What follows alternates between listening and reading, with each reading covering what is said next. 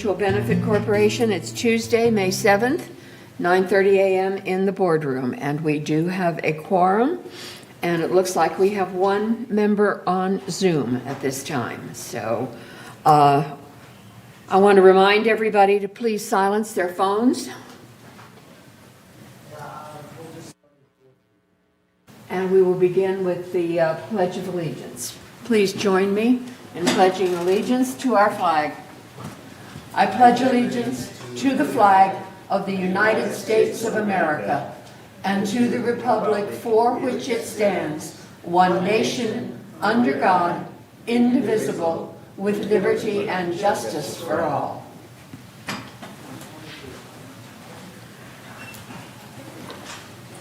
Okay. We are on Zoom and Granicus for our media. And I would call now for the approval of the agenda.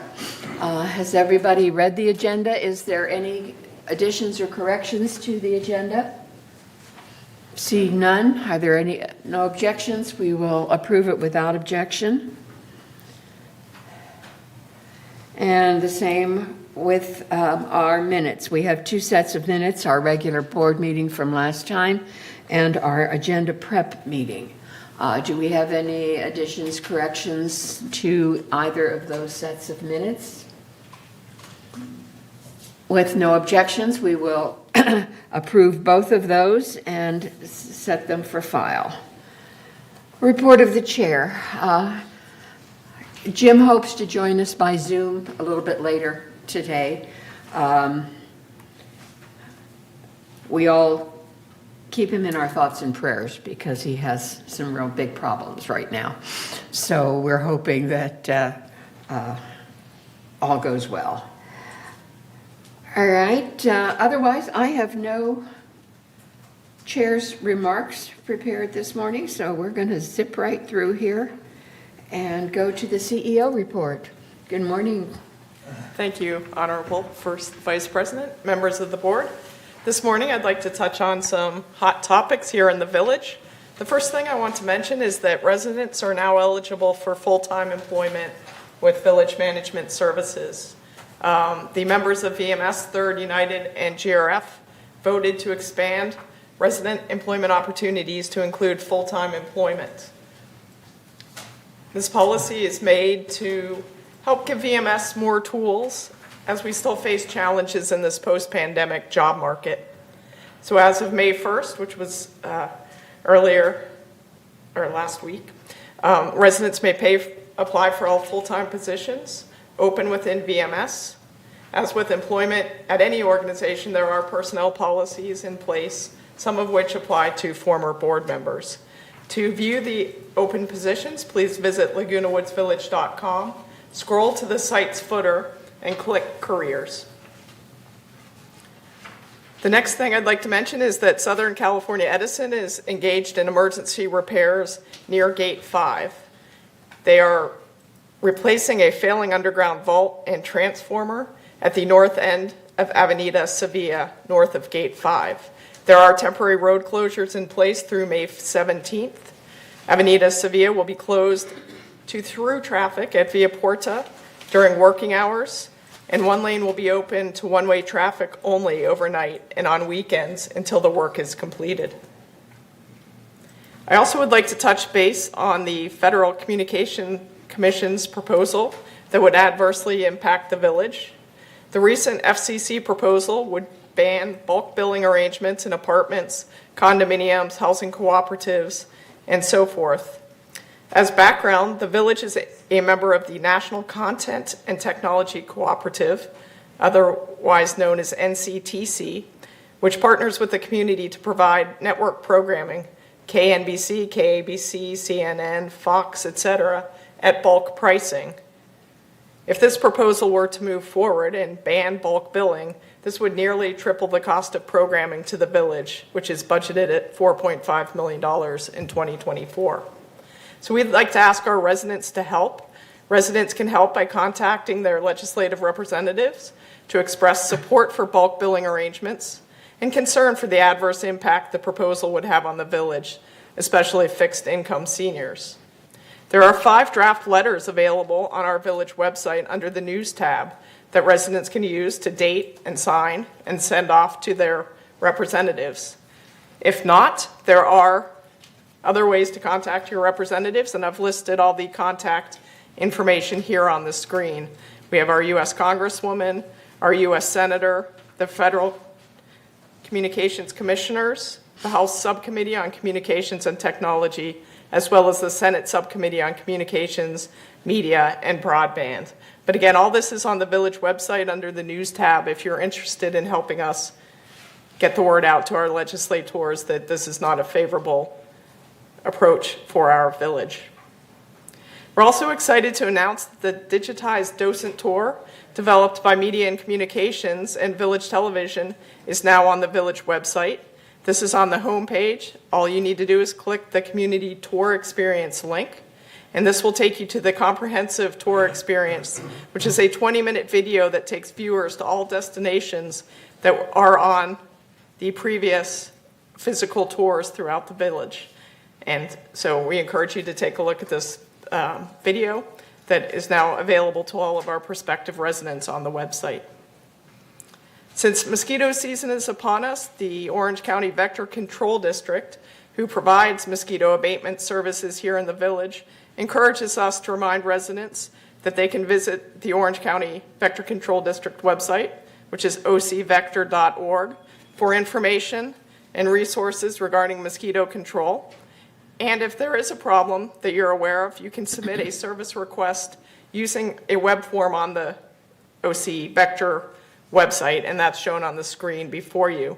They are very responsive, usually can come out and treat within 24 to 48 hours if you've identified a problem. They also pass along the following tips. Eliminate breeding sources around your home by dumping water from potted plant saucers as often as possible. Dump and drain other containers filled with water once a week. Clean and scrub bird baths and pet water bowls weekly.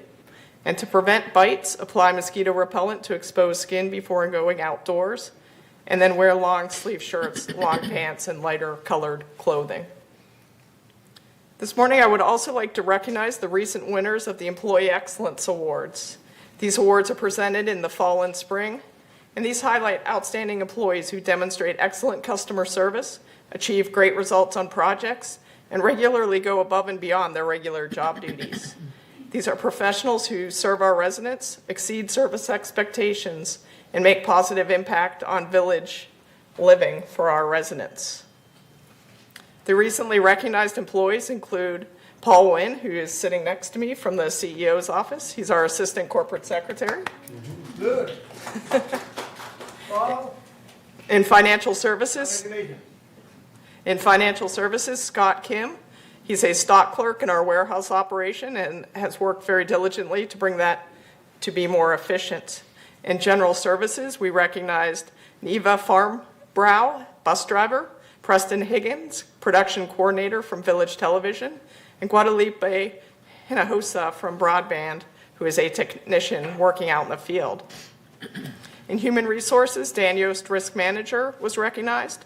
Landscaping Services recognized Omar Cardiel, foreman, and Francisco Uribe, equipment operator in our mulch operation. Maintenance and Construction recognized Gavin Fogg, manor alteration supervisor, Jolene Quinn, operations specialist in damage restoration. Recreation and Special Events recognized Martin Ford, he's a golf shop coordinator, and Ron Spencer, senior recreation leader. Resident Services recognized the concierge, Rebecca, who sits right outside the boardroom. And Security Services recognized Bliselda Wright, compliance supervisor, and Bridget Portuguese, a security patrol officer. So I ask you to please join me in thanking these employees for their outstanding service to our community.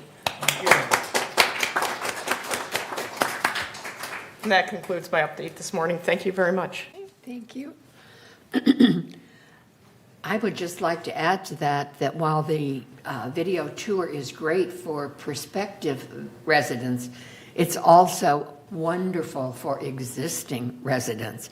It's amazing how many people live here and have no real idea of all that is offered within our wonderful village.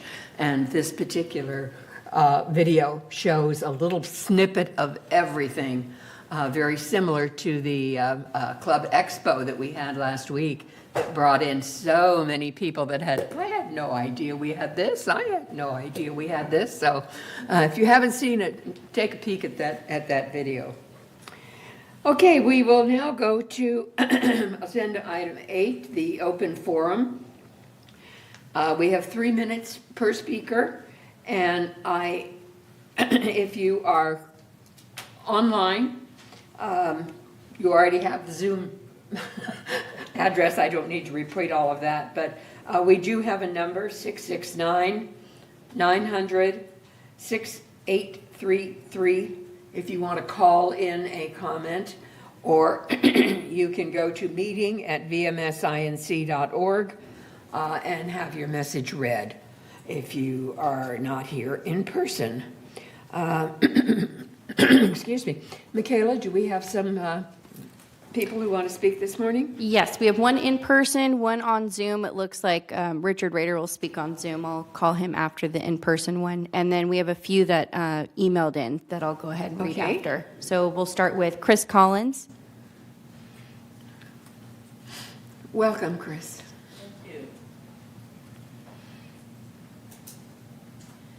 Chris Collins, 3306Q, and I'm here today with an update on the work of the Foundation of Laguna Woods Village on behalf of residents who are experiencing temporary financial crisis. This is an uncomfortable topic, funeral arrangements. The day that Mary's husband died, she was overwhelmed by the emotion and memories she had to call her children and her closest friends. She started to think of what her life would become. This overwhelming swirl of thoughts and emotions was not a time for heavy financial decisions. Yet all of a sudden, she had to make funeral arrangements, and the funeral home wanted to be paid in full before services could be provided. A sudden death without prearranged funeral plans can be emotionally and financially devastating. Yet for many, including Mary, talking about death had been taboo. The next broadcast of the Foundation of Laguna Woods Village televised series, which is entitled Planning for the Inevitable, removes the taboo and discusses the advantages of pre-planning for one's funeral. For example, pre-planning can reduce stress, lock in costs, arrange payment plans, avoid conflicts, and ensure personal wishes are followed. So what are the key decisions involved in making final arrangements? What are some of the costs involved? What if you have no surviving close family that can help? When making such plans, what are the precautions that we should all be aware of? These questions and issues will be the focus of the Foundation's next broadcast, which will be aired on Village Television on Saturdays at 12 noon, and it will continue every Saturday for the whole month of May. Tune in and hear Renee Tepper, a pre-planning advisor for several local funerals and cemeteries who are affiliated with Dignity Memorial, which is a national company. If you want to view this broadcast on your own schedule, it's also available on the Foundation website, which is foundationoflagunawoodsvillage.org, and it's under a special tab, which is called Planning for the Inevitable. This website section includes YouTube links for this broadcast and all of our earlier ones. If you have any questions about this topic or the upcoming broadcast, please contact the Foundation at the Foundation of Laguna Woods, the Foundation at comline.com. And for more information about the Foundation, please go to our website, which is thefoundationoflagunawoodsvillage.org. Please note that donations can always be made using PenPal or a credit card on the Foundation website. Thank you. Thank you, Chris. We appreciate your coming every time and keeping us up to date on the Foundation. Anybody else here, or do we go to Zoom? Yes, we'll go to Zoom, and it's Richard Rader. I'll call him up right now. Good morning, everyone. I want to follow up on the comments that Siobhan made about broadband billing in peril. This has appeared in several articles in the Globe. The FCC commissioner is proposing that they prevent or disallow bulk billing arrangements for broadband. This is how we get a discount for our streaming services for our TV content now. I'm going to quote a paragraph here that was in the Globe. Banning bulk billing would nearly triple the cost of programming to the village, which is now budgeted to be more than $4.5 billion for this year alone. So what that means in dollar terms, it looks like if this thing goes through, we're going to have to pay an additional $9 million more. If that doesn't excite people, I don't know what will. And so what I'm suggesting, oh, by the way, if this bill goes through, I believe it will apply not only to our current way of getting bulk billing, but apply to any future arrangements we may make with other opportunities for TV content. And I'm addressing that comment directly to the committee that's considering how we're going to provide TV services in the future. So the bottom line is this. I don't think it's enough that we just have something on our website that we ask people to look at and perhaps send a letter. I am going to encourage the boards to directly get involved, to get in touch with concerned citizens, Democratic, Republican clubs, and other clubs, and get the community very much aware of what is happening. $9 million. Can you imagine we get upset over less than $7 million, way less than $7 million for Building E? But this one we may let go by not organizing. So again, please organize, please make people aware, even to the point of passing petitions or postcards around that people can mail out. Thank you. Thank you, Dick. You have a couple letters for us? Yes, I do. Okay, perfect. The first one is from J.R. Davis, who is the PC Club president, and they said, "Good morning. I have just reviewed the latest proposed Building E space study option, which includes relocation of the PC Club to the community center first floor. Some erroneous information has been removed from the April 10th version. However, the conclusions and recommendations have not changed. The plan would move the PC and Mac clubs from 3 rooms on the 3rd floor to 1 room on the 1st floor. 2 small rooms are also attached to the 1 larger room, but they would be of little use, if any, for the services and education provided by the current space. This plan is totally unsatisfactory for the PC Club to provide anything close to our current level of service. The 1 room could serve as a workshop, which could possibly be shared with the Mac Club or as a shared classroom, but not both. It would also end the free tax program. The plan shows a complete lack of understanding about what we do, how our facilities are used, the extent of use by residents, and the complications involved with the move. And yet the plan purports to expand resident computer facilities and locations and enhance residents' recreation activity experience. This is simply not true. What this plan will do is eliminate most of the services provided by the PC Club, and likely the PC Club itself. We currently have 516 members and an email distribution of 2,675 who use our services frequently. Conceivably, a technology club could be formed from remnants of the PC Club and Mac Club if qualified volunteers remain to develop the bylaws and procedures required. I would not be one of them." Next one is from Anson Dong, and they said, "Dear GRF Board, I am the current president of Laguna Woods Village Archery Club and have been on the LWAC board since 2017 when the club received the mandatory conditional use permit, CUP, from the city of Laguna Woods to run an indoor archery range. The permit restricts the range to Building B and does not have an end date unless Building B is remodeled. In the May 1st meeting at Clubhouse 5, the E-Building Ad Hoc Committee presented 3 proposals that lacked adequate research as their data seemed distorted or misinterpreted, and they were absent of input from the clubs and entities that would be affected by the proposals. Proposal number 1 unnecessarily displaces many clubs and entities to other locations without first deciding if their replacement locations are suitable to their specific needs. For example, and speaking only for the archery club, the city of Laguna Woods prohibits any outdoor archery activity within city limits, so the suggestion of forcing the club outdoors is impossible. The committee proponents of proposal number 1 were not aware of the CUP restriction, yet they claim to have made a thorough research and evaluation of collected data before drafting proposal number 1. The conditional use permit is location specific and does not expire unless Building B is remodeled. If that happens, a new CUP is needed. However, only changing the windows of the building is not a remodel. The ongoing clubhouse number 1 renovation does not change the archery range building except to replace old windows with the new windows. So the CUP stays in effect without an end date.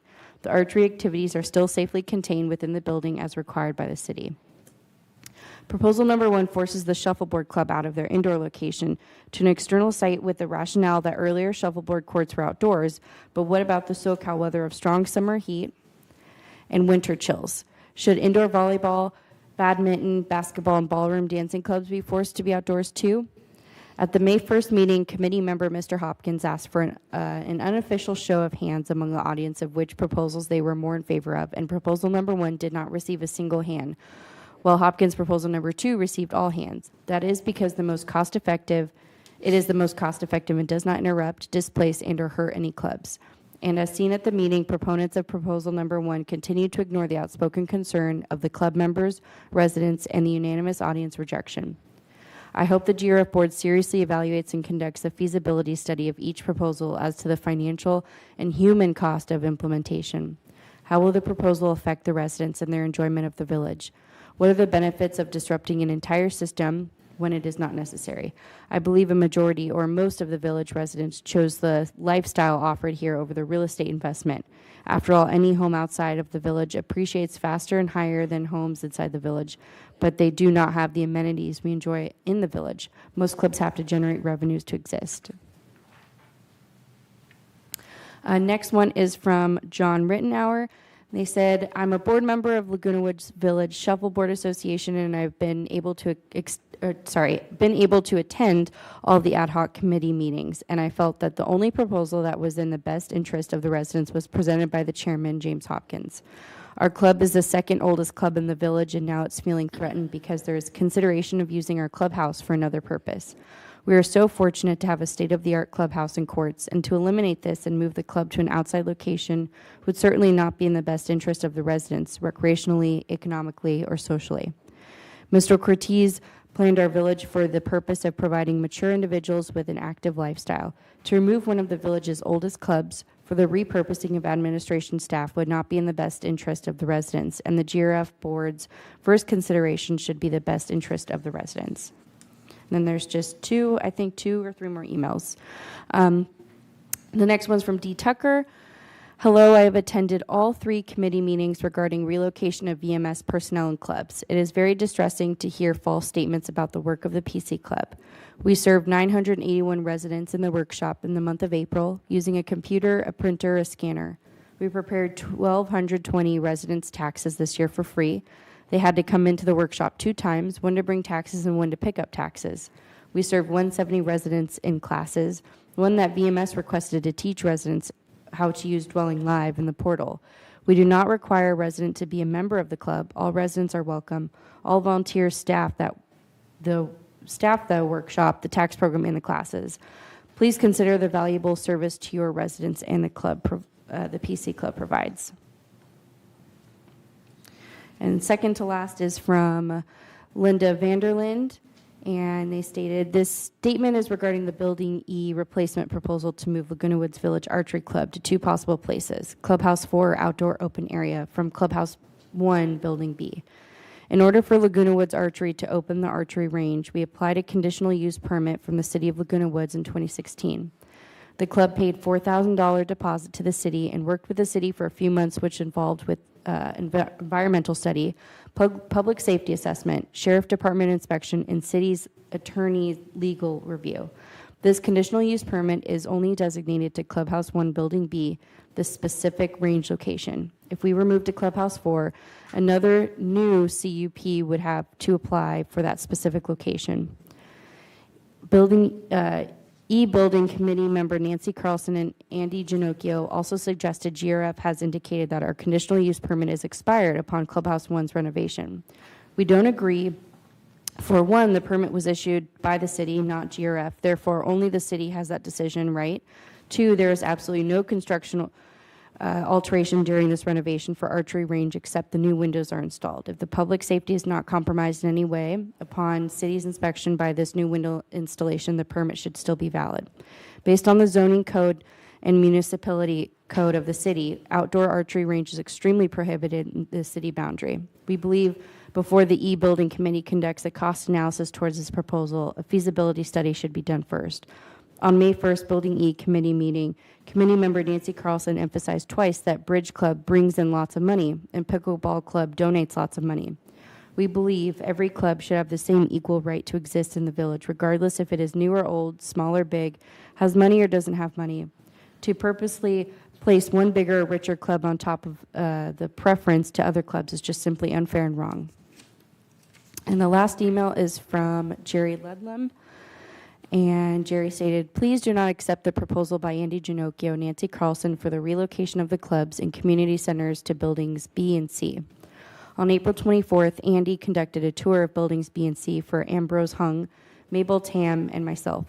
I hope that all committee members tour those two buildings before forwarding their plan. Those buildings are in reality much different than described in their relocation proposal. First, their plan says building B and C have improved ventilation. The current table tennis facility is kept cool with air conditioning, while the archery building has no ventilation. The shuffleboard building has several ceiling fans. A past shuffleboard president says that it gets quite hot in the building from July to September.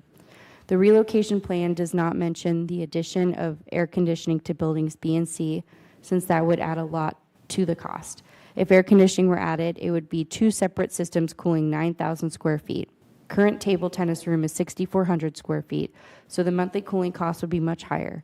Can a plan be approved that expects seniors to do aerobic playing in hot and humid rooms? Would that be compliant with the Americans with Disability Act? There are many other problems with that relocation proposal, so please do not attempt to put a price on it as it is written. And that is all for open forum right now. Thank you very much. Thank you. All right, number 9 on our agenda is responses to the open forum speaking. Do we have any responses from our board members? Yes, Yvonne. While I appreciate the people that took the time to write in letters about Building E, it's my recommendation that they go to their HOA mutual board meetings and voice their opinions there. Whatever happens, it's the mutuals that help make the decisions. So they need to go to their mutual meetings and to their town halls and let them know, your board members, your elected board members, how you feel. Thank you. Anybody else? Response? Okay. Seeing none, we'll go on to item number 10. Just one. Oh, I'm sorry. That's all right. I just wanted to say I think that the oppositions that have been presented highlight, flaws in the analytical process that the Building E committee or its members have gone through. Because I mean, if these assertions are correct and they're not, and they don't align with the facts that the what's a special committee is following, we should certainly encourage them to relook at their facts, because these are some serious statements, and it would be unfortunate to have this come forward with a flawed analysis. Thank you. And you're correct, and so to add on to Yvonne, a lot of our members don't realize the process. We have a subcommittee. The subcommittee will bring it to our committee probably next month for a vote. GRF can approve or disapprove it, but if we approve it, it has to go to the corporate members, and those are the board members of each of the mutual boards. And that's why she's encouraging supporters to go to your mutual boards and let them know how you feel. So when they vote at the corporate members meeting, they are voting for what their members really like. So it's an involved process. That's why it's taken so long. We've been to the corporate members twice and it's been voted down. So it's not a new process, but when it gets to them again, we hope whatever is decided will go through the corporate members. Okay, we will, Madam Chair? yes, Kush? Yes, thank you. At this moment, I'd like to take the time to say thank you to Chris Collins. I appreciate you stopping by every month and giving us an update on all the different functions that your your committee and the foundation keeps doing, and truly appreciate it. Thank you. Thank you.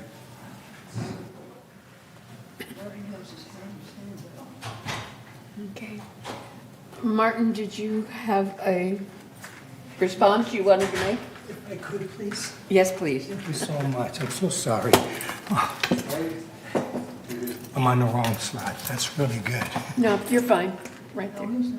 That's Jim's seat. I don't know where my name is. He's not over here. Thank you.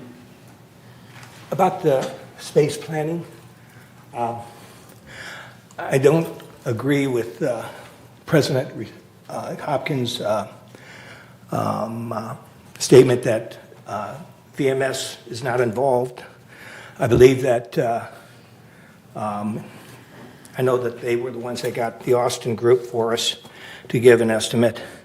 But I mean, through the Paperwork Reduction Act, through automation, technology, consolidation, I believe that the corporate footprint of America has really shrunk, and that we need to do all we can to, we know that, I believe that there's quite a bit of space up there on 2 and down here in 1 regarding office space, a lot of square footage per employee. I just think that needs to be considered to be relayed out, and that could relate to how many dollars we have to spend in order for the committee to, or in order for everything to come together to save money. We've all heard of AI and what is happening, and I know that it's incredible. I mean, all the major universities across the country have modified their MBA programs to incorporate AI as being your genius intern. That we have to take a look at that. We need to be able to consider shrinking our corporate footprint as well. Thank you. Okay, again, that's not on the agenda for today, but reply to the comments that we've made is well worthwhile. Any other comments from the board? All right, seeing none, we will go to the consent calendar. Now, the consent calendar is matters listed under the consent calendar are recommended for action by committees and will be acted by the board in one motion. So when a suggestion, a resolution comes through from a committee, it normally goes on the consent calendar. It can be pulled from the consent calendar for discussion, but for the most part, we just have one vote for all on the consent calendar. And today we have one item on the consent calendar, as we always do, the recommendation from the Finance Committee. And so may I have a motion to approve the consent calendar? I move we approve the consent calendar. Second, all right, Joan and Martin. Are there any objections to the consent calendar? Seeing none, it's passed without objection. All right, unfinished business. Number 11. Our first item is an oral discussion of the Clubhouse 1 renovation. And are you going to start that off, Siobhan, or do we go right to Guy? Go right to Guy, please. Come Thank on you. up. Good morning, Madam Chair and committee members. I do have a brief update for the Clubhouse 1. As of last week's meeting, which was on Tuesday of last week, we were reported by the contractor to be on schedule. So we're not anticipating any delays at this time. The windows are still being installed. We're about, I'd say 80%, last I looked at it, through the windows. The paint on the exterior is about 95% completed. There are some pickup items in a few areas that are outstanding. We have the restrooms are now under construction, so they're being reconstructed. They went through a demo process, and now we're putting those back together. The electrical, if you recall, the part of the scope of work is to take the electrical that was surface mounted and put it inside the walls. That work has begun, and it's in progress. And today we have a meeting to go over the fireplace. There's a bit of a redesign that's going on with the fireplace, so we're going to confirm some of the items, and they'll start moving forward on that. And that's really all I have for you at this time. I'm open to questions. I'd like, first of all, to introduce you because some of our people, particularly on television, may not know you as we do. Oh. This is Guy West, and he's our project manager for maintenance and construction. So he's in charge of this project. Do we have any questions from the board for Guy? Yvonne? The sound system in the main ballroom. Yeah, so the sound system is, that was not included in the scope of work. It's a separate scope of work, and that is being worked on. We have another project manager assigned to that work, and they're making some progress. We're packaging. There's 3 different sound systems that we're packaging right now to try to get bids, competitive bids. We figure the economy of scale, including them all, would give us a better price. And the 3 places? So we have Clubhouse 7, Clubhouse 1, obviously, and Clubhouse 3. Those are the ones we're packaging. Okay, thank you. Yes. Egon? How are you on time, on the timeline? So, yeah, that's what I was reporting in the beginning. According to the contractor, he is on schedule to meet his date in August. And we also have plans to do some seal coat and restriping in the parking lot. So we're going to try to coordinate that with the contractor so that we can get it all done and open it at the same time. Martin? The Ham Radio Club has got an office right there, and they've got an external antenna for their operations there. Is that going to be able to be sustained and operable during the It's probably not available right now with the closure. Is that correct? That's correct. So that room is not available because we've closed the site so that the contractor has full access. As far as the antenna, there's nothing that is it's not going to be removed or anything like that. They are painting all the upper areas. They're painting off a boom lift, so they're not getting on the structure itself.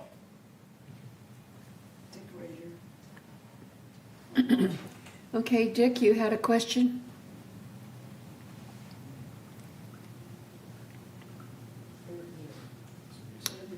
Mr. Rader, are you there?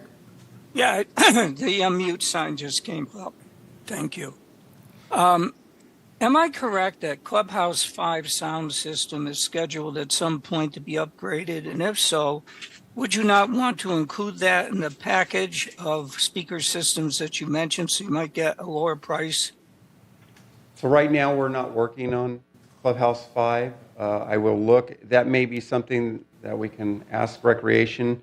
The 3 that I mentioned are the 3 that were assigned to the projects division.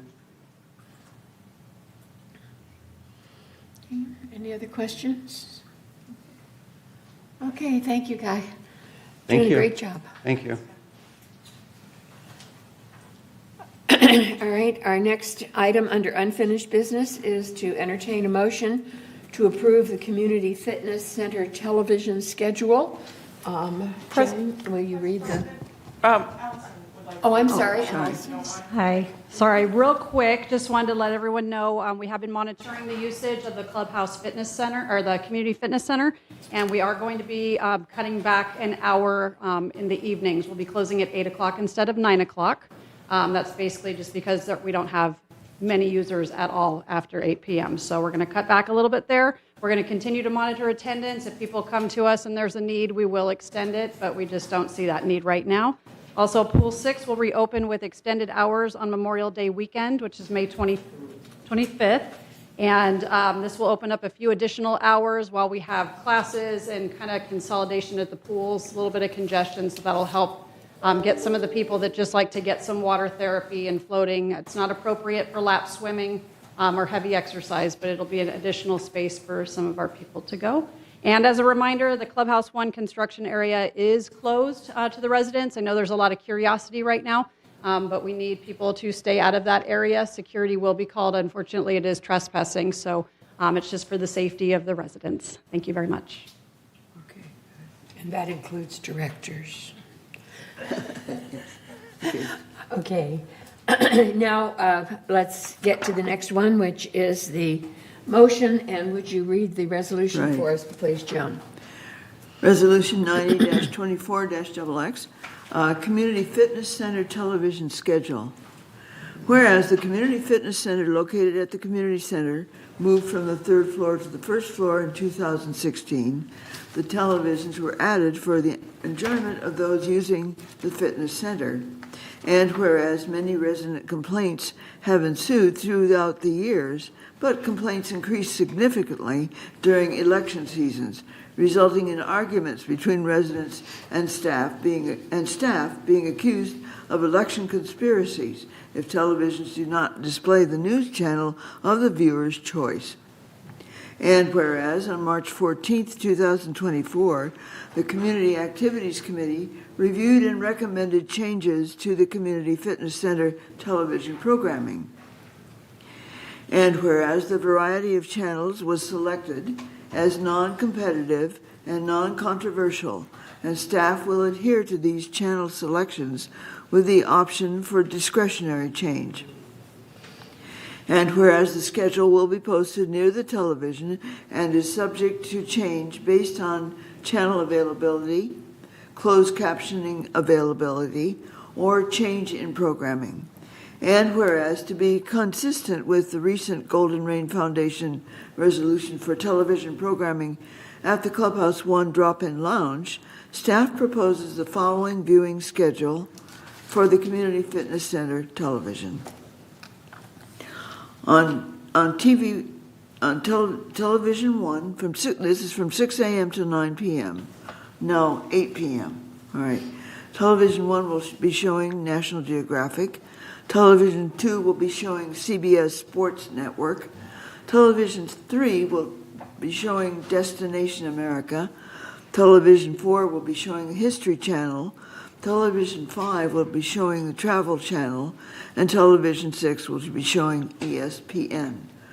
Now, therefore, be it resolved, May 7th, 2024, that the Board of Directors of this corporation hereby adopts the aforementioned Community Fitness Center television programming, and resolve further that the officers and agents of this corporation are hereby authorized to carry out this resolution as written.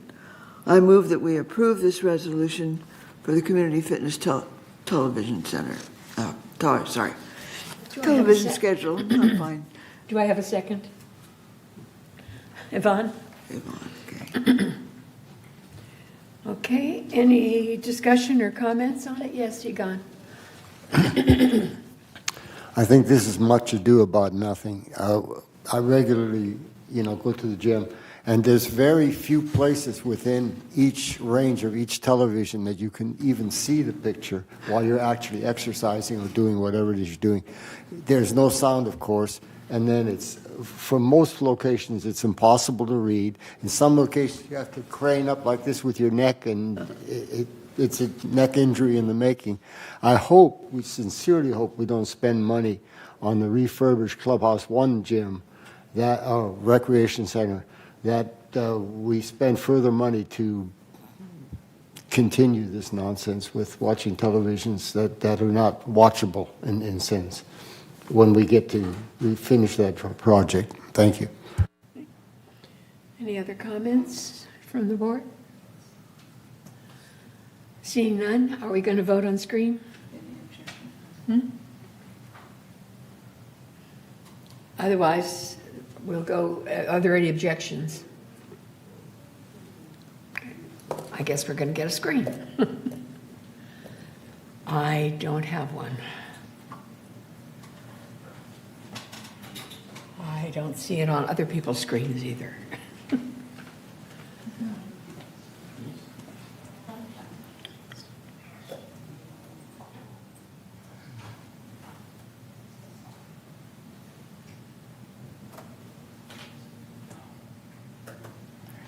Okay, very good, thank you. Does everybody else have a screen to vote? Yeah. Okay, I voted.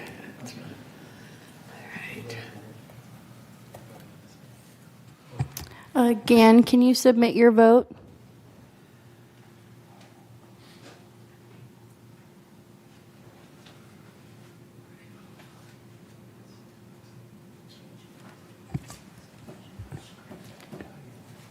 Jim, I see that you're on Zoom. I don't know if you want to submit your vote.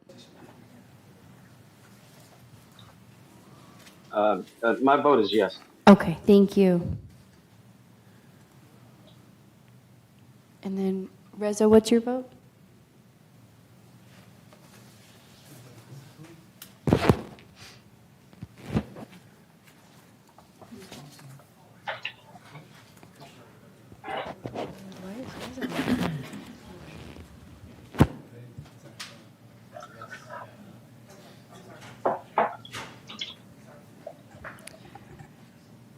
Okay, motion was passed. Okay, I have 8 in favor and 1 abstain, so the motion passes. All right, our second item under unfinished business is to entertain a motion to approve the GRF fee structure for new and non-returned ID cards. This did have an April induction, and so it's up for vote today. Yes, because it was on 28 days, there are some revisions. So would you read the Okay. resolution for us, please? Resolution 90-24-XX, GRF ID card fees. Whereas the Golden Rain Foundation requires that all approved residents residing in the village carry an ID card with them at all times.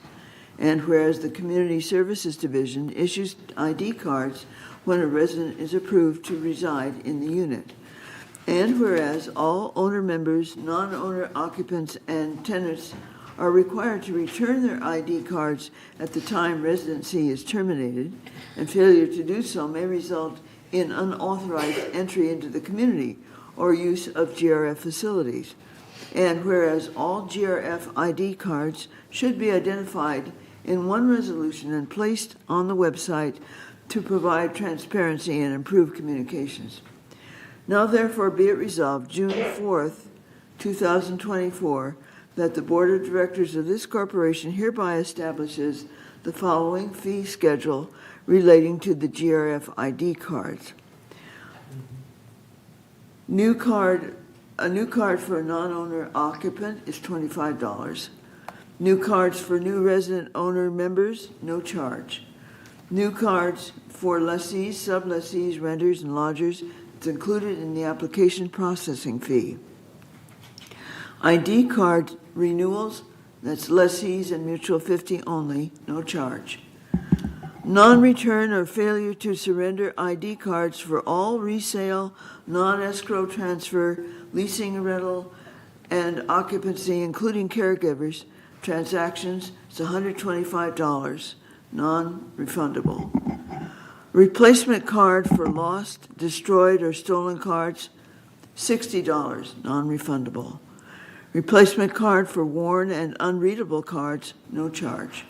Replacement card for stolen ID cards with the presence of a police theft report, no charge. Resolved further, Resolution G94-100, adopted November 1st, 1994, Resolution G95-18, adopted March 7th, 1995. Resolution G96-103, adopted December 3rd, 1996, and Resolution 90-1835, adopted August 7th, 2018, are hereby superseded and canceled. And resolved further that the fee schedule shall be placed on the website. And resolved further that the officers and agents of this corporation are hereby authorized on behalf of the corporation to carry out this resolution.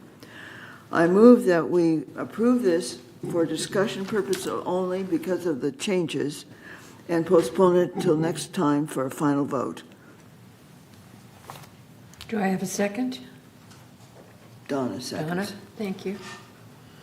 All right, discussion?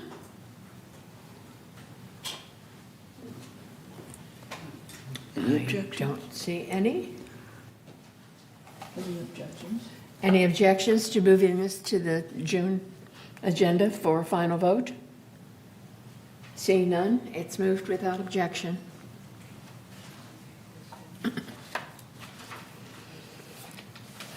All right, now we get to new business.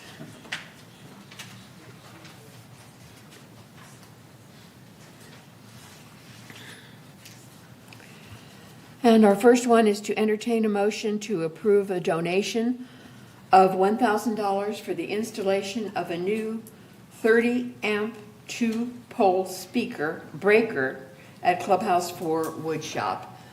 Would you read that resolution for us, please, Joan? Resolution 90-24-XX, donation of $1,000 for the installation of a new 30-amp 2-pole breaker at Clubhouse 4 Woodshop.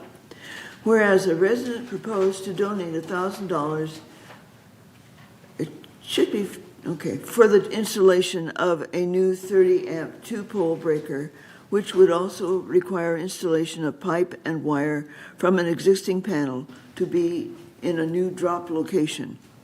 And whereas the proposed Woodcrafter drum sander is run by a 5-horsepower motor, however, a 30-amp motor is necessary to start the machine. And whereas the new sander requires additional power, creating less strain on the motor, which leads to longer life of the machine, and whereas funds are available in the 2024 recreation operating budget to support the balance of $350 for electrical installation and for the replacement sander. And whereas on April 11th, 2024, the Community Activities Committee reviewed and recommended the donation of $1,000 for installation of a new 30-amp 2-pole breaker in the Clubhouse 4 Woodshop in accordance with the Golden Rain Foundation donation policy. Now therefore be it resolved, May 7th, 2024, that the Board of Directors of this corporation hereby adopts the proposed relocation of billiards to the Clubhouse 1 Art Room and recommend, what? No. I'm sorry, that's, okay. How did that get in Out there? of place.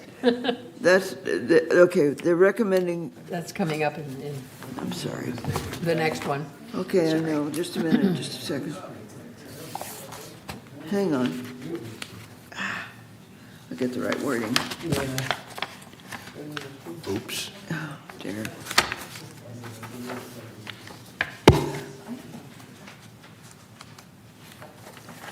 Okay, we recommend, okay. We recommend that we accept the donation of $1,000 for installation of a new 30-amp 2-pole breaker in Clubhouse 4 Woodshop in accordance with the Golden Rain Foundation donation policy. That's the way it should read. And resolve further that the officers and agents of this corporation are hereby authorized to carry out this resolution. We simply have to put in the correct wording, okay, from that. All right. I move that we approve this resolution with the corrections. With corrections. With the amendment. All right, well, Yvonne has already seconded it. Thank you. Yvonne seconded. All right. Is there anybody in discussion that wants to talk about this? No. Seeing no discussion, did you? Did you want me to say something? No, Okay. I just said, is there any? If you don't have anything Okay. to say, then it's done. Okay, we need to vote. Yeah. Martin has something. Martin? Oh, I'm sorry. I just want to be sure it's being amended to remove the billiard. Yes. Comment, they said- right? we No, said- I just said the correct wording. That is removed. That That's paragraph's wrong. removed? Yeah, that wording is wrong. I said the correct wording. Okay, thank you. They will correct it. Thank you. All right, are there any objections to this motion? Let's do it the easy way. That's right. Seeing no objections, this is passed without objection. And it will go on our, No, it's no, done. it's done. We are there, so. Okay, the next one is to entertain a motion to approve the revised Community Activities Committee Charter. Would you read that for us, please, John? Okay. I'm just going to read through the charter for you. Resolution 90-24-XX, revised Community Activities Committee Charter. Whereas a Community Activities Committee has been established pursuant to Article 7, Section 7.1.1 and 7.1.3 of the bylaws of this corporation, and whereas on April 11th, 2024, the Community Activities Committee reviewed and recommended the revised Community Activities Charter, and now therefore be it resolved May 7th, 2024, that the Board of Directors of this corporation hereby adopts the revised Community Activities Committee Charter as follows. 1. Perform the duties imposed upon all standing committees as set forth in the current resolution entitled General Duties of Standing Committees. 2. Develop and review programs and procedures utilizing advice and assistance from the Recreation Department and make appropriate recommendations to the GRF Board for approval. 3. Review the capital requirements, service levels, and projected revenue related to Recreation Department operations and recommend appropriate action to the GRF Board for approval. 4. Review and evaluate all unbudgeted requests for programs, equipment, etc., and recommend appropriate action to Finance and the GRF Board, respectively, for approval. 5. Review and evaluate existing rules and policies and recommend changes of the Recreation Department as appropriate to the GRF Board for approval. 6. Evaluate and respond to suggestions and/or complaints regarding the use, modifications, or expansion of facilities designed to meet the recreational and social needs of the community. If said modification or expansion requires additional facilities, major reconstruction, or potential relocation, all recommendations shall be forwarded to the appropriate committee for consideration and prioritization.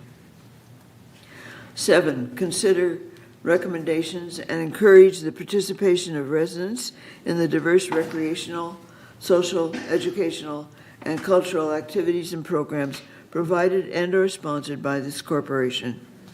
8. Establish ad hoc and/or subcommittees and/or study groups of CAC as needed and consider their requests and recommendations subject to specific approval of the board or mutual boards if a joint committee. 9. Review on a regular basis the community facilities utilization reports and summarize same as requested by the board. 10. Review, analyze, and develop information and proposals regarding the need for new fees for use of the community facilities by residents, guests, and outside organizations. 11. Evaluate and recommend policies and/or procedures to ensure safe, clean, and attractive recreation facilities and recommend changes as appropriate to the GRF Board for approval.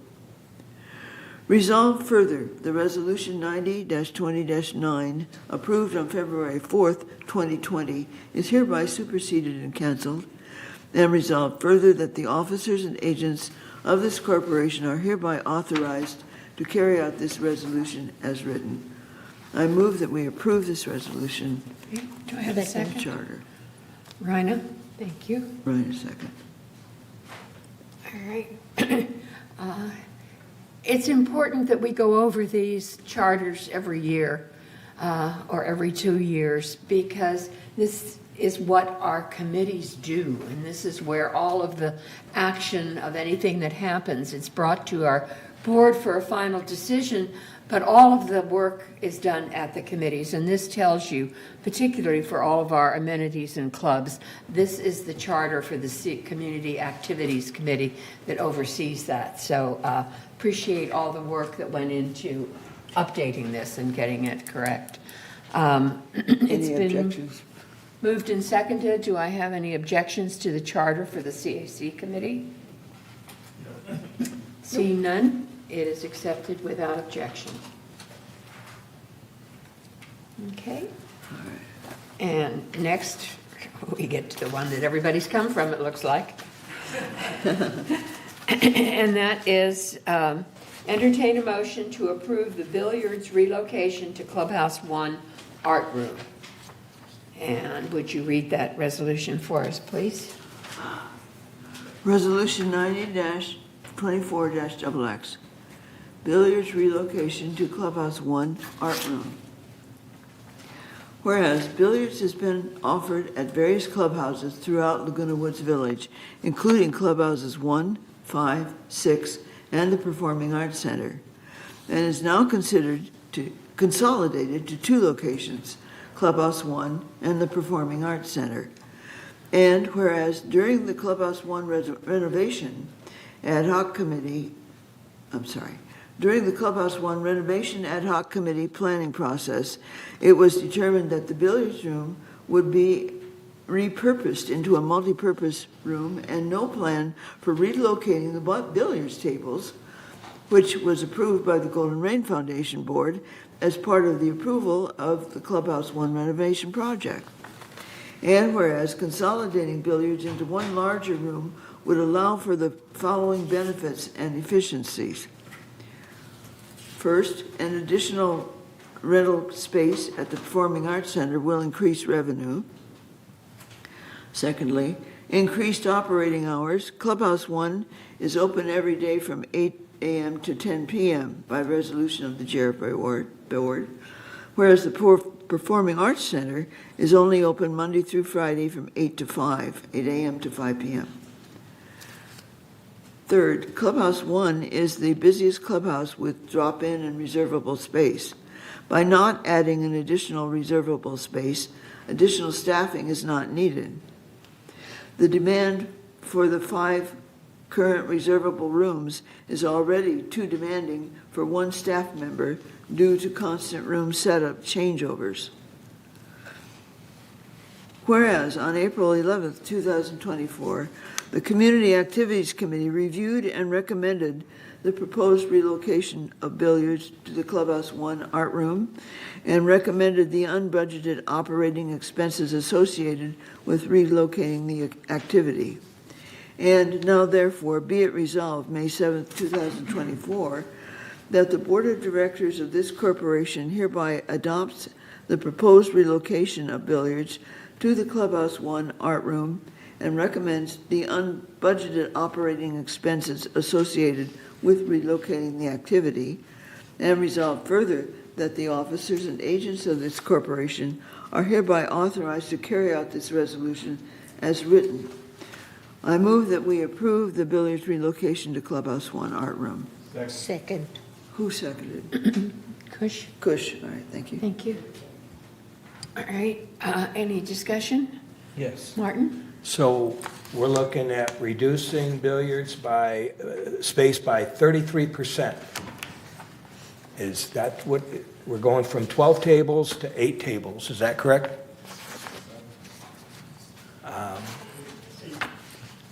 And no one sees a problem with that? No. We discussed it with the billiards people. Okay, We had meetings with the billiards people, and okay, this was their plan. okay. I How just they wanted to wanted make their sure. tables laid out, okay? All right, thank you. And what we're getting is we're getting 2 new reservable spaces, so that's really the gist of the whole thing.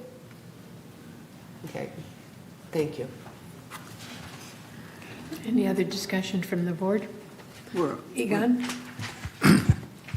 You know, this was a bit of a surprise because in the layout for the renovation of Clubhouse 1, we specifically made some changes that were supposed to enhance the art experience. You know, we were talking about the sinks and the things that had to be done, and then all of a sudden it turns into a billiards room. Has the people that normally reserve classes or had classes there, have they been apprised of this situation? Okay. I have no objection to the billiards room moving over there if that's what they want to do. And then I assume we would get Clubhouse 3 would then become a... Rental space. Okay, very good. Thank you. Yes, most of the classes over in the art room currently are emeritus classes. We also have rentals. So not, yes, they use the space, but not necessarily for the art effect, I guess you could say. So all of the rentals that were scheduled after September, we do have other locations to move them to if this is approved. And emeritus classes, we would put them in the new multi-purpose rooms, I guess you could say, in the facilities. Yeah, this Clubhouse 1 is our oldest clubhouse, and the term art room is something that has carried on from a long time ago, not so much that it was designated now for art. It's used for many other things. So it's just a non-declomer, if you will. Did you have a, Martin? Okay. Anybody else have discussion on the board? All right, I'm sure we have discussion from our residents. Would you call them out, please, Michaela? Yes, we only have one. It's Leon Hallert. Good morning.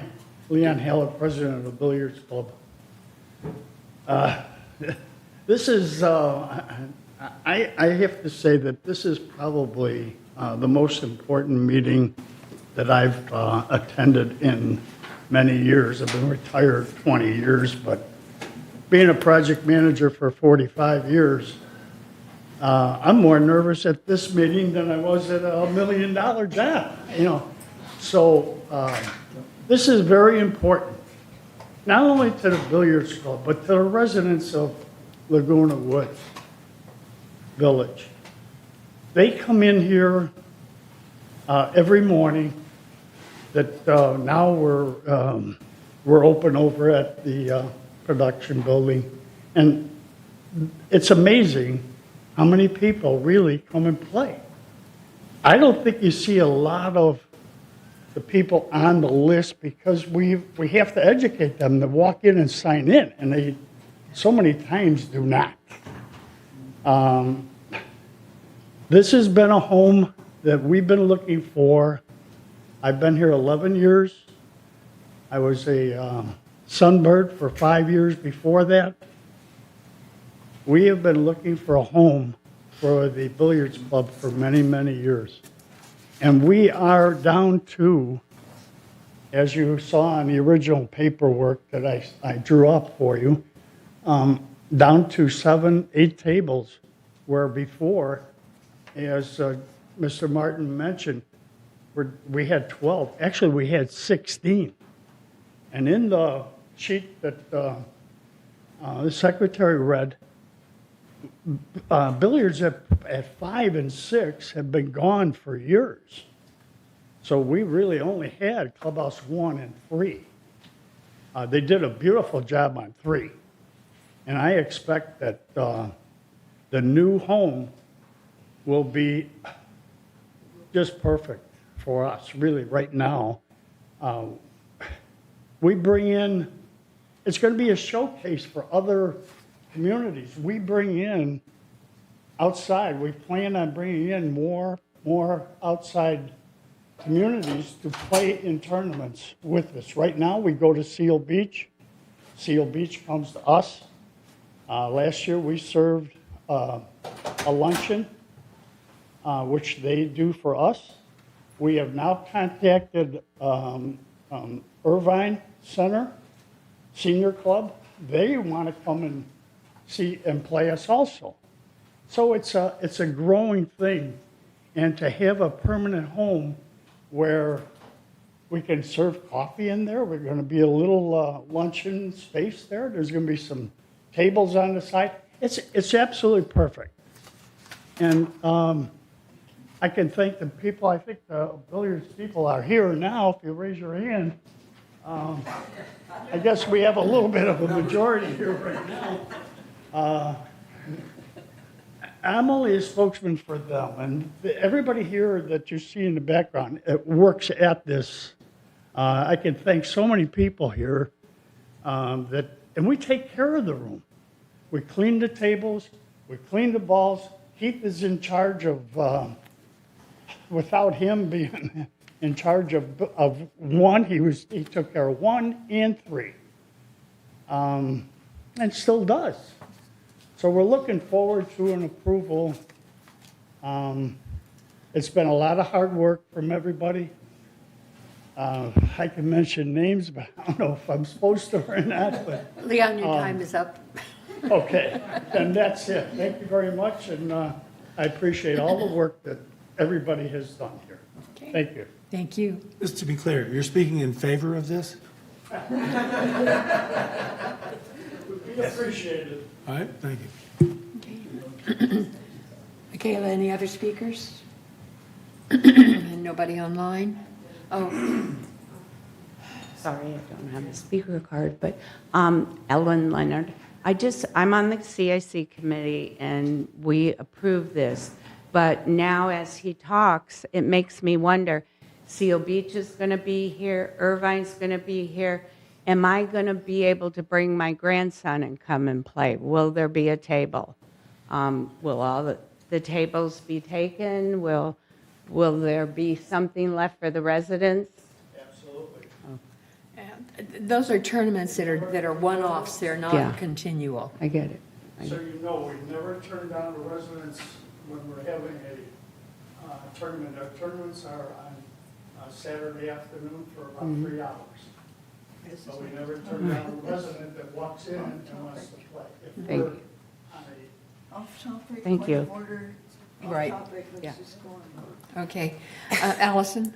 I will also add that the Recreation Department is currently working on a tournament policy so that we do have parameters that we can keep all of our users and groups in check to make sure that they're not monopolizing the facilities, not just with billiards, but with lawn bowling, tennis. We have all kinds of tournaments. They are one-off events, so we want to make sure that they are available for residents to bring their guests with them. Absolutely. We have such beautiful facilities everybody wants to come and use.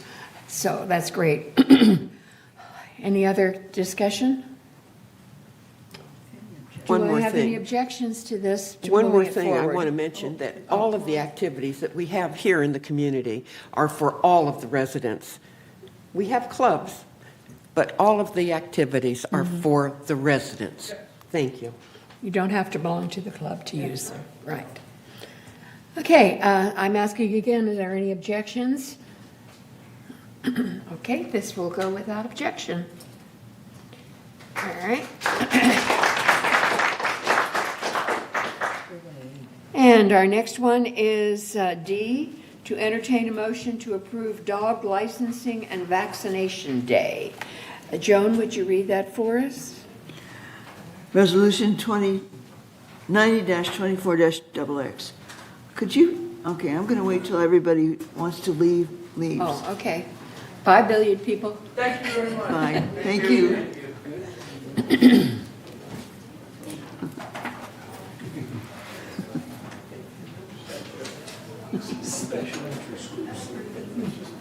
Okay.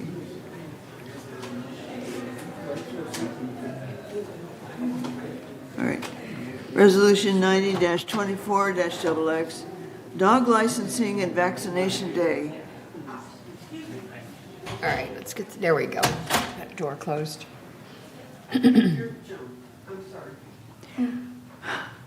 Whereas the Dog Club was established on July 21st, 1969, which encourages owners of dogs to be better members of the community and promotes interest in the proper care of dogs in the community. And whereas the club hosts an annual dog licensing and vaccination day and serves 125 to 350 dogs each year. Licenses are valid for 1 to 3 years felines are welcome for needed vaccinations. And whereas the event is coordinated with the City of Laguna Beach's Animal Services Division, under contract with the City of Laguna Woods and the Vet Care Pet Clinic to assist with the required ordinances. 1. All dogs are required by state ordinance to have a current rabies vaccine. And 2. All dogs residing in the City of Laguna Woods are required by city ordinance to have a current dog license. And whereas in prior years, the Recreation Department co-hosted the event to allow services to residents within the community, as it is a valuable service. And whereas on April 11th, 2024, the Community Activities Committee reviewed and recommended exception to the Golden Rain Foundation recreation policy to allow for commercial use of GRF facilities by the Dog Club for annual dog licensing and vaccination day event for 2025. Now therefore be it resolved, May 7th, 2024, that the Board of Directors of this corporation hereby adopts the exception of the Golden Rain Foundation recreation policy to allow for commercial use of the GRF facilities by the Dog Club for annual dog licensing and vaccination day event for 2025. And resolve further that the officers and agents of this corporation are hereby authorized to carry out this resolution as written. I move that we approve the dog licensing and vaccination day as stated in the resolution. Second. Martin All right, Martin seconded. seconds. Is there any discussion from the board? Okay, any objections from? No, wait, Michaela. Oh, we have a, sorry, thank you. Sorry, someone sent a letter in for me to read. It's from Bridget Tucker, and they said, "May I add my voice to the chorus of those members of the community who have utilized the services of the Dog Club to protect their animals and comply with the law. Like our entire population, our community has survived the once-in-a-century pandemic of COVID. We all faced huge adjustments in our lives, from the unexpected rise in the cost of products and services, or the disappearance of services, to the indignities of isolation and the grief of loss. We have all been changed. For many, one vital aspect of our resilience is the affection and companionship of our pets. The vaccination program is a great benefit to our pet-loving members. It may be one of the many amenities that welcome us to Laguna Woods Village, more than a few of which serve only a portion of our members. The support of the village as a community has certainly been a factor in our thriving. This service adds to that welcome spirit. Please do not take this away, or take this one small benefit of our health and comfort away." Thank you. Thank you. Okay, I'll ask again, are there any objections to this motion? Seeing none, it is accepted without objection. Okay, we're doing really well on time today, so I'm not going to ask for a 5-minute break. Oh, okay, all right. Any other board members for their, we will take a 5-minute break and we will reconvene at 10:50, 55. I'm sorry.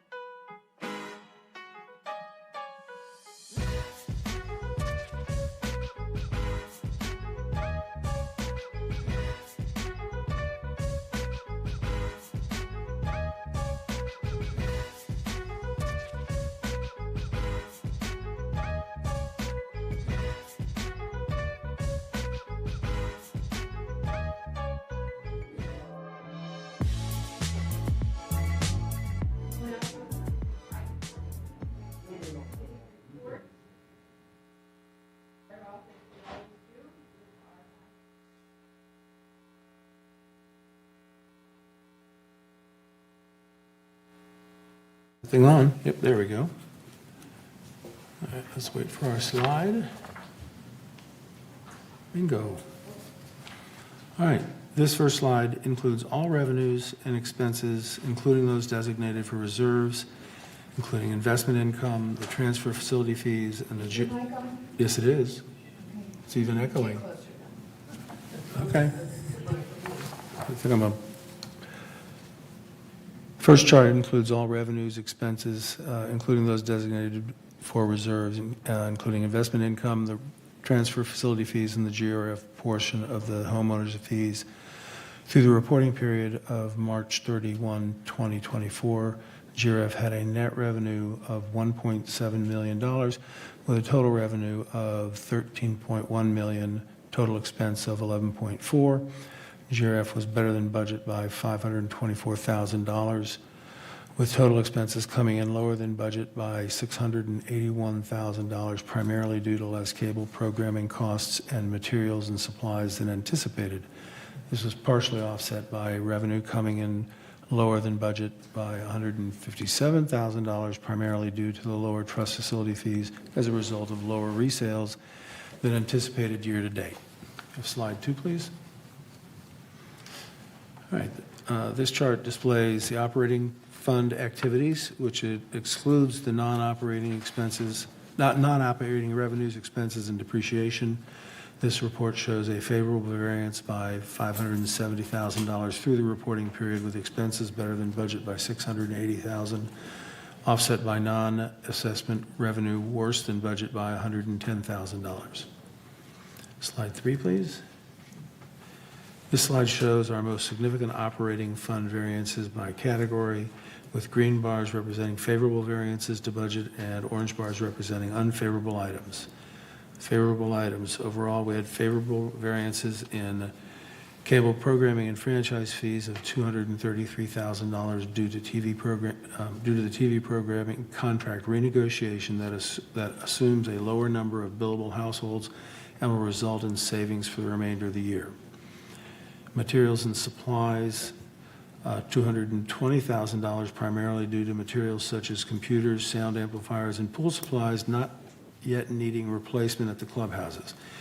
In addition, an over-accrual of materials in 2023 for maintenance and construction, general services, and mailroom supplies contributed to this variance.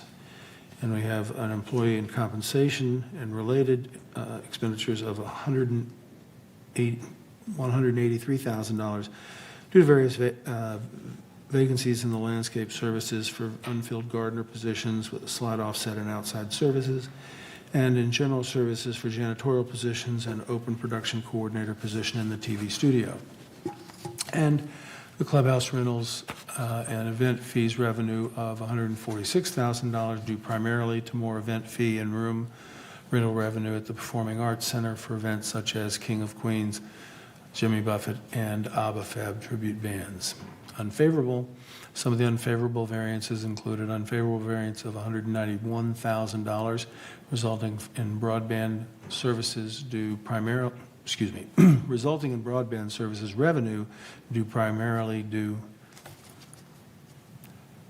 to clients continuing to allocate less dollars to cable TV advertising and instead towards other digital platforms. In addition, a sponsorship generating program in media and communications that was anticipated to be launched in 2024, but has yet to have occurred. Next slide, please. The slide shows our sources of revenue other than the assessments, such as fees and rentals. To date, we have received $2.7 million in non-assessment operating revenue, as shown on this pie chart. By category, we can see that our largest revenue is broadband services, i.e. internet, set-top boxes, ad insertion, and premium channels, followed by golf revenue, clubhouse rental fees and events, merchandise sales. Other revenue, which includes class fees, additional occupant fees, sponsorship income, equestrian center fees, and RV storage fees, among others, amount to 15%. These revenues offset costs and help keep assessments down. Next slide, please. This chart shows, as usual, our largest operating expense is compensation, followed by cable and programming expenses. Of the $10.1 million excluding depreciation, these two categories account for 73% of the total operating expense. Insurance, professional and legal, utilities and fuel, outside service, et cetera, make up the remaining 27%. Next slide, please. The reserve and restricted fund adjusted balances are shown here. Starting with the first column on the left, reserve funds have a combined ending balance of $43.7 million. Restricted fund balances have an ending balance of $4 million.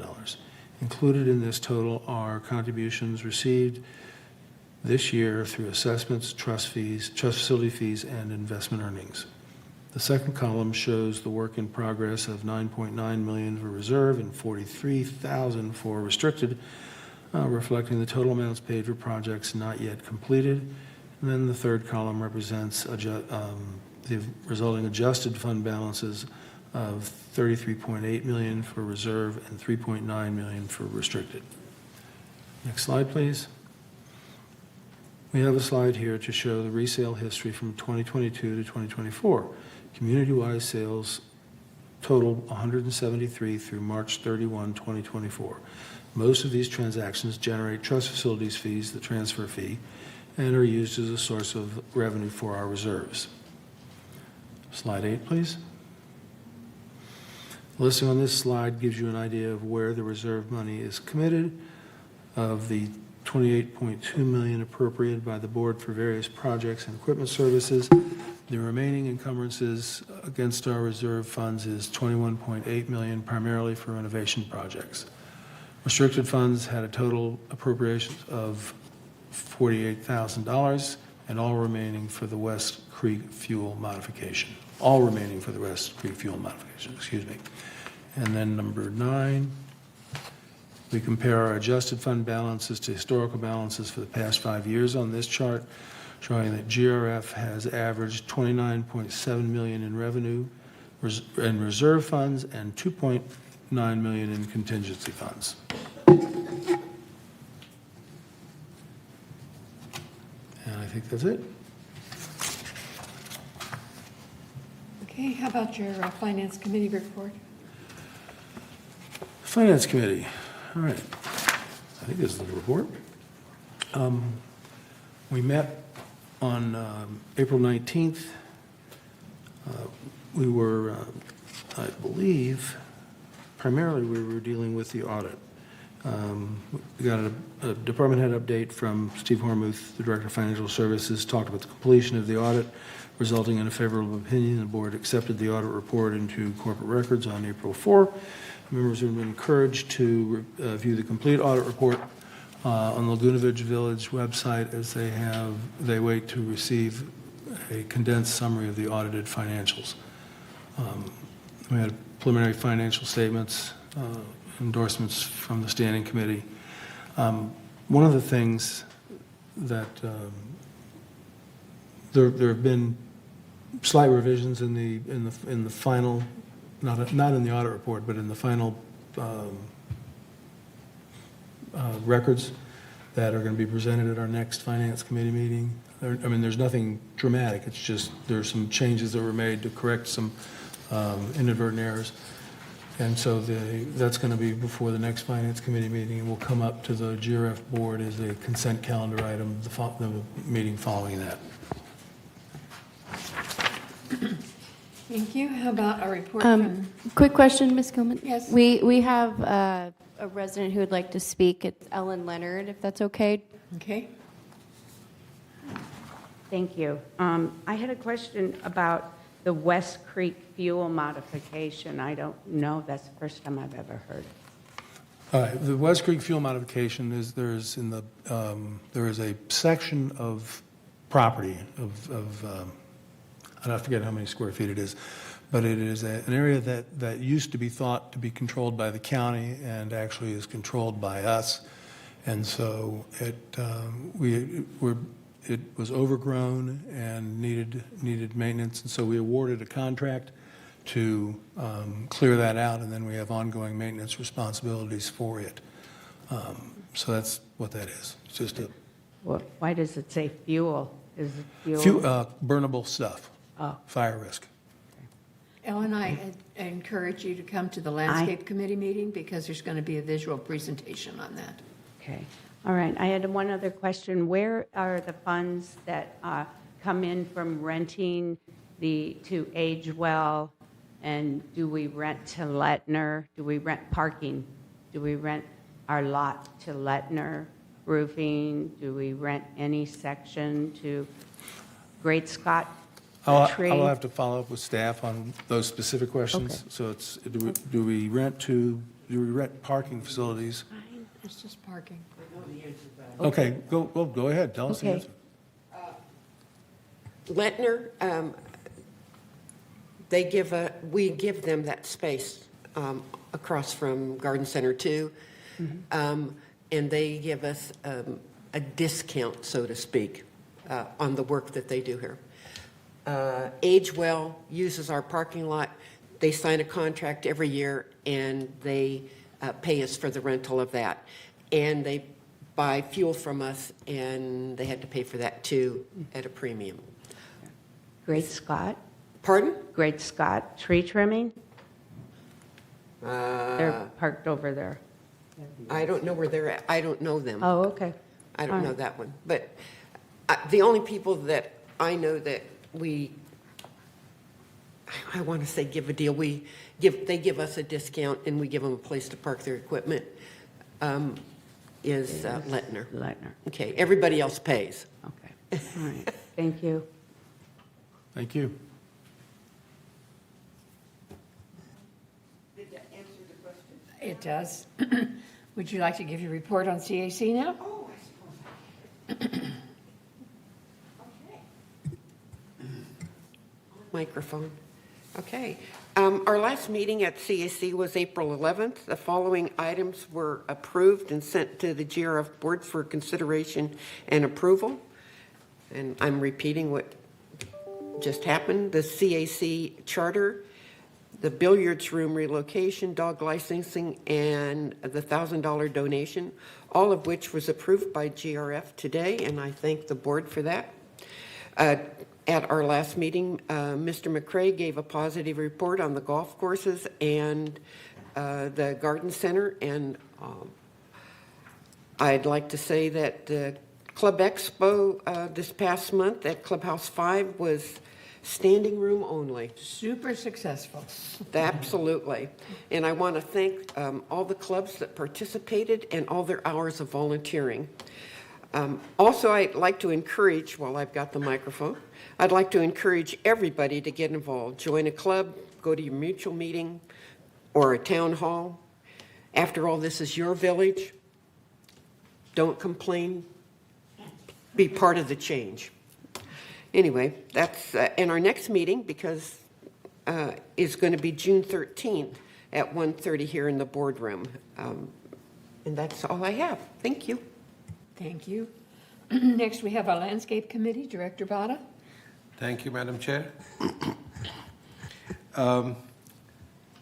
I think this is the first time I'm going to report on the Landscape Committee meeting because I was not present at the last committee meeting. The meeting report was reported at the last board meeting. The meeting took place on February 14th, 2024.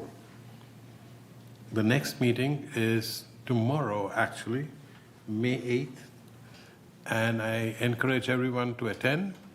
A lot of interesting things are going to be discussed, and it's here in the boardroom as well as it would be through virtual Zoom or whatever the process is.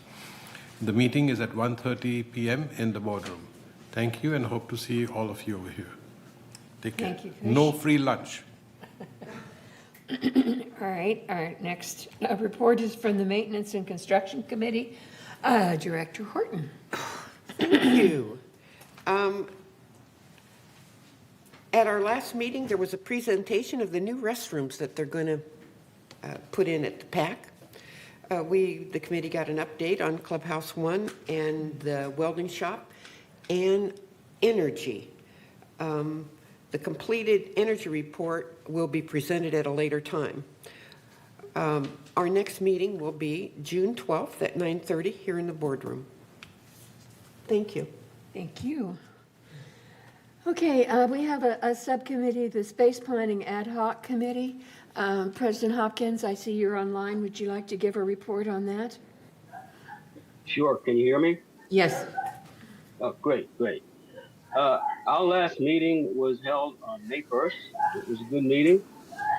Both of the options that are on the table were discussed at length. We had an updated presentation. And we moved to take both options to GRF for evaluation, and so that the staff can evaluate. Thank you very much.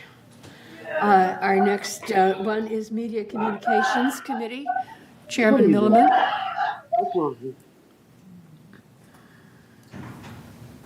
Thank you, Madam Chair. Our second quarterly meeting was held Monday, April 15th, 2024, here in the boardroom. At the meeting, Ms. Rothrock reported on media communications. She called attention to the many jobs that are tracked, the resident subscribers added, documents handled, and the number of news articles posted to the website in the last 3 months. She also highlighted from the Media and Communications Activities Report the various ways the Media and Communications Division communicates with village residents, including but not limited to the Village Breeze, What's Up in the Village Weekly Blast, the weekly press releases sent to the Globe, the digital newsletters from the GRF, Third Mutual, and United Mutual Boards of Directors, and targeted emails for recreation and community services. She also mentioned that, as you have already heard, the new community tour experience is available on video on the website. I urge you all to take the tour visually and enjoy. We also have a new contacts flyer that is going out, which is designed, which highlights how residents can contact VMS and the boards of directors. And we hope that this flyer will appear everywhere. So keep your eyes open for that. Regarding the website update, Ms. Rothrock updated the committee on the discovery phase meetings between contractor and staff. These are weekly meetings that are going on about our website. And they've included such things as discussions on creative strategy, user experience, design, navigation, goals and objectives, brand strategy and positioning, information architecture, unified events calendar, wireframing, resident and staff interviews, and usability testing. She noted that Google Analytics admin access was given to the contractor in order to view the trends on our site pages. The first set of wireframes have been approved, and a robust search function and document storage are being discussed as well as implemented.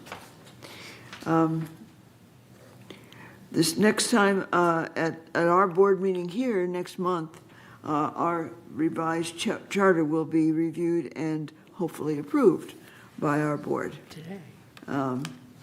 So various areas of concerns from that charter have been removed since our function has been changed somewhat. Our next meeting will be Monday, July 15th, 2024, and so I hope everybody will attend, and that's the end of my report. Thank you. Our next report is from Director Rosa on the Broadband Ad Hoc Committee. Thank you. We had closed meetings on April 19th as well as April 30th.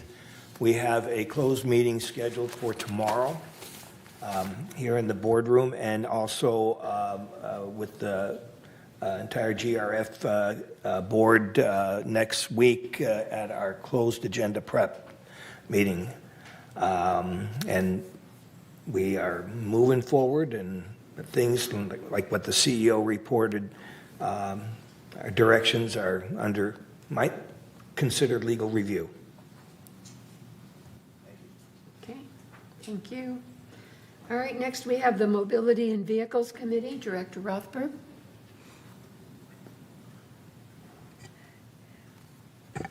Everything is on the written page, and we have not had another meeting, so I don't really have anything to add. Next meeting will be next week on May 15th. Thank you. Okay. All right, now I get to report on Security Community Access Committee.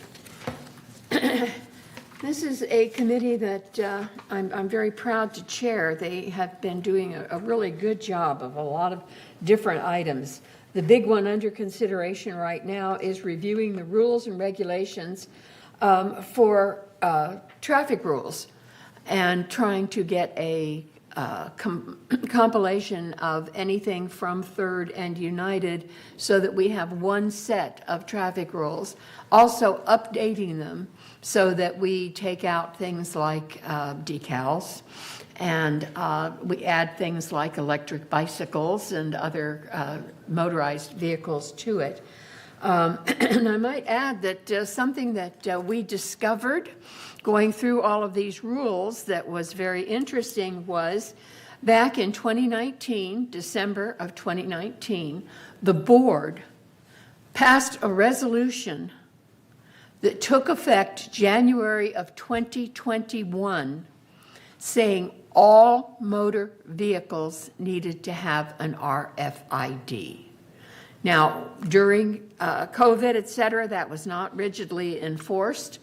I understand from Chuck Holland that about 90% of our vehicles do have RFIDs, but some people have opted not to put an RFID on their car or motor vehicle of any kind. That's golf carts, golf cars, whatever.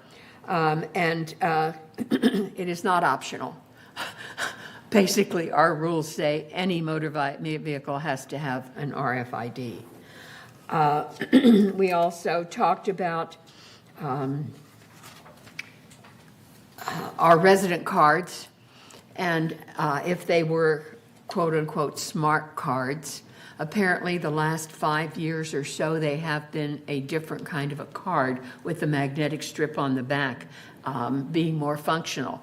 Those of us that have been around, we dinosaurs that have been here for a long time, our resident cards, our magnetic strip on the back probably does not function.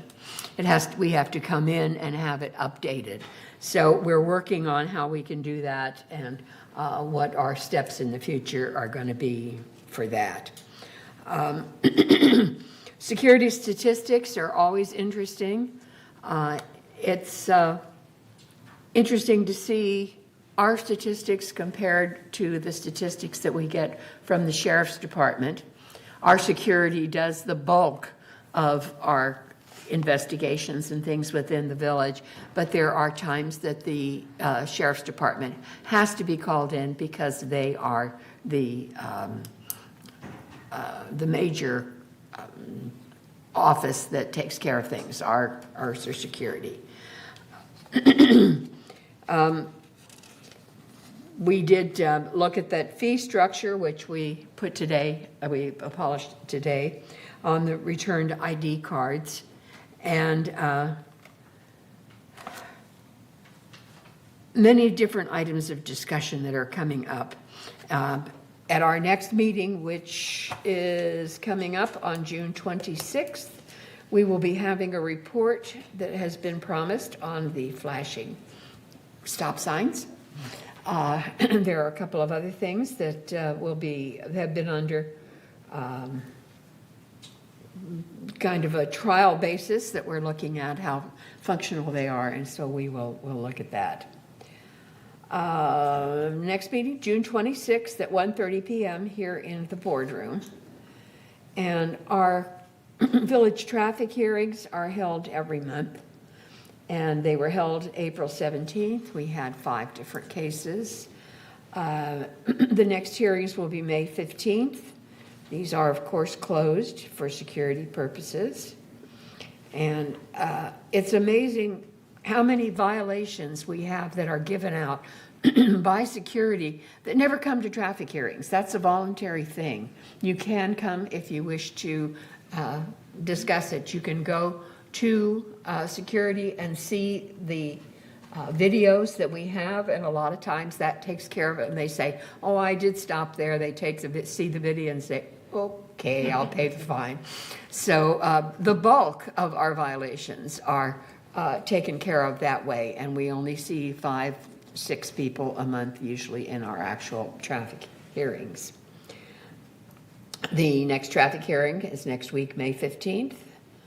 And now we have the executive member hearings. Director Horton? We had a meeting, and it was closed. That's all I can say. March 26th, yeah. March 26th. Okay. Yeah, again, for a confidentiality thing, these ones are closed meetings. And I think the May 28th date for our next meeting, or excuse me, the June 6th meeting for the next meeting is... Oh, it's been canceled. It's been canceled, that's what I thought, okay. There are problems sometimes with getting people to, their schedules to match with our schedules. Okay, our next is the Disaster Preparedness Task Force. Again, we meet every other month. It meant in March. We had our radio drill, which was fairly well attended. And let's see if there's anything else. The main thing that we talked about is coming up, well, first of all, we had a report on the training that we had in March for our neighborhood captains. At Clubhouse 3, there were about 300 people in attendance. It was very well given and appreciated.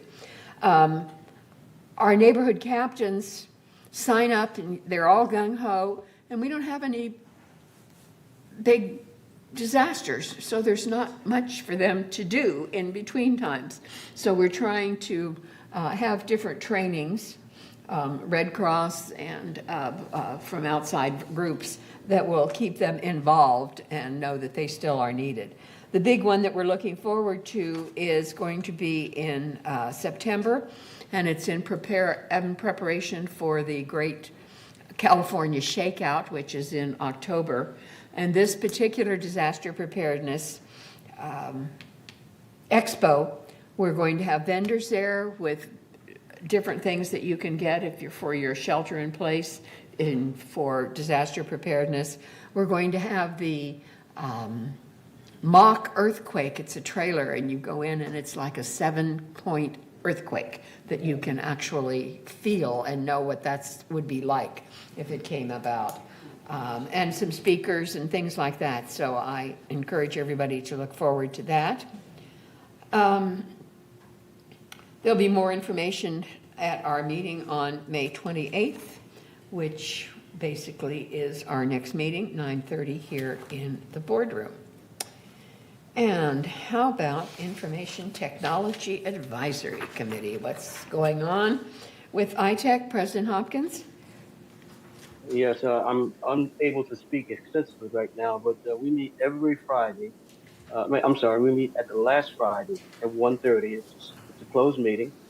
At the last meeting, we were updated. We're ending phase 1, which is essentially finance, administration, and some of the things that we don't see that are in the background.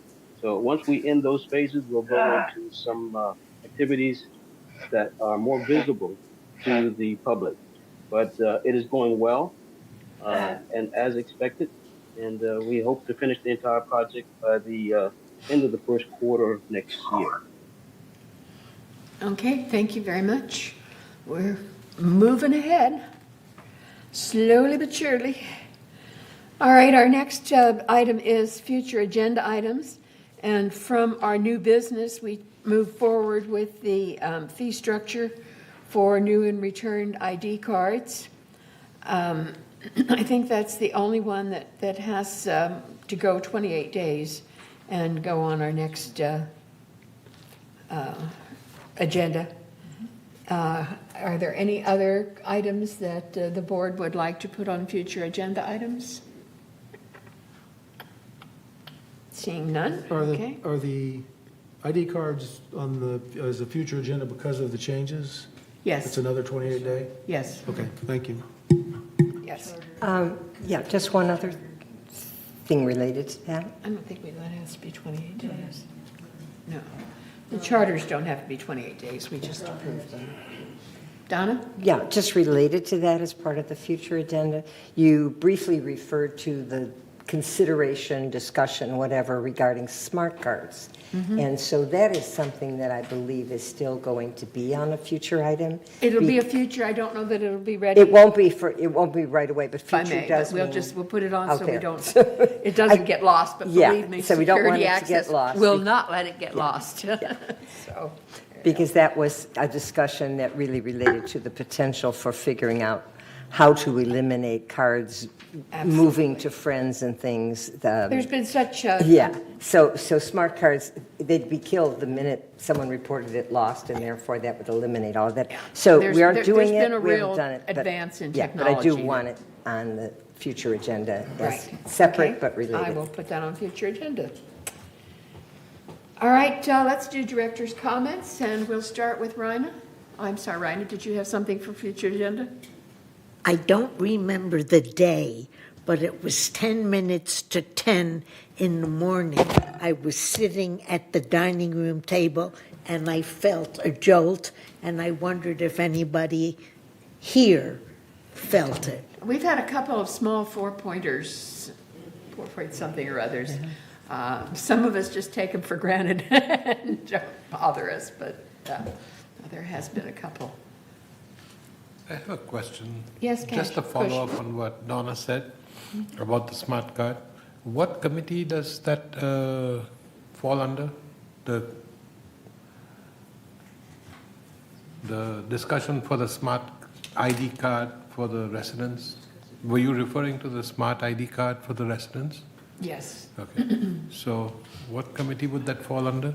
The Security Community Access Committee is Security, taking that up. okay. And Okay. we'll have something Just- that we'll bring forward to the board. Yeah, I would definitely want to hear a little more about that. Thank you. Okay. All right, Rhina, did you have some comments for us? No? Okay. Egon? No comment. Yvonne? One thing. I just recently read an article, and it was by Safewise. And it talked about safest cities. And of the top 6, our name isn't in there, but Aliso Viejo, Laguna Niguel, Mission Viejo, and Lake Forest were listed. So we are surrounded by the safest cities. So I can only assume that we are too. So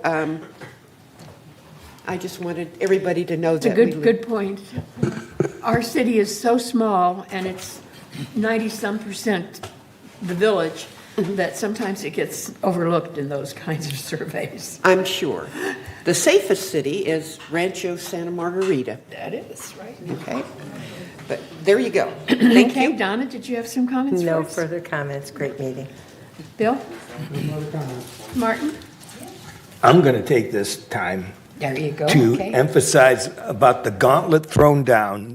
The Laguna Woods Village social softballers are challenging the VMS Security Department and friends, June 2nd, Sheep Hill Park, 2 p.m. on a Sunday afternoon. Come out and see the grudge match, okay? Thank you. Okay. Joan? I have no comments. Kush? Nothing special. I just wanted to say, Raina, since you live so high up in the air, you probably felt the jolt more than all of us did. So, anyway, enjoy.